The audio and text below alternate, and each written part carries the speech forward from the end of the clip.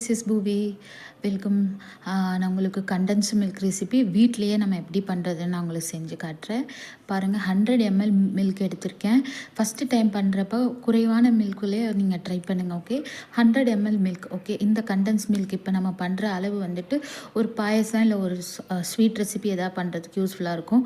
நான் வந்து coffee bite chocolate செய்யலான் இருக்கேன். ஸோ அதுக்கு முன்னாடி நான் கண்டென்ஸ் மில்க் தயார் பண்ணி வச்சுக்கிறேன்.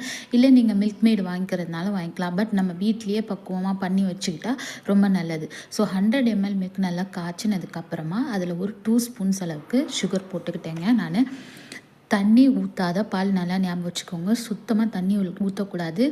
ஃபுல் க்ரீம் மில்க் இருக்குல்ல, அதுதான் எடுத்துக்கணும். அப்புறம் ஒரு அதாவது ஒரு ஸ்பூன்ன்றதுல ஒரு கரண்டி மாதிரி நான் எடுத்துக்கிட்டேன். அதை நீங்கள் வந்து 2 ஸ்பூன் அளவுக்குன்னு எடுத்துக்கோங்க. சரிங்களா, இது ஒரு சின்ன குழிக்கரண்டி.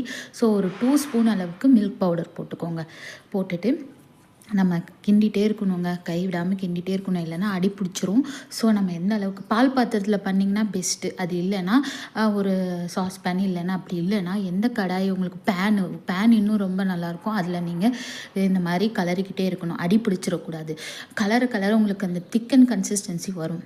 அப்புறம் வந்துட்டு ஒரு ஸ்மெல்லும் வரும் உங்களுக்கு, அந்த பால் பவுடர் ஸ்மெல்லு எல்லாம் கலந்துட்டு.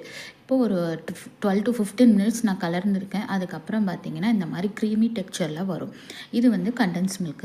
ஓகேங்களா, இது நீங்கள் வந்து நான் 100 ml மில்கில் பண்ணனால இந்த அளவுக்கு வந்திருக்கு.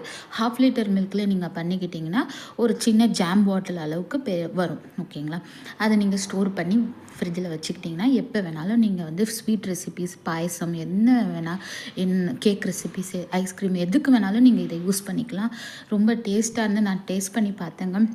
நம்ம மில்க் மேட் சாப்பிடுவோம்ல, பாட்டிலில் விற்கும்ல, அது மாதிரியே இருக்குது, சேம் இது. ஓகே, நீங்கள் ட்ரை பண்ணி பாருங்கள். Okay, bye bye, see you later, bye.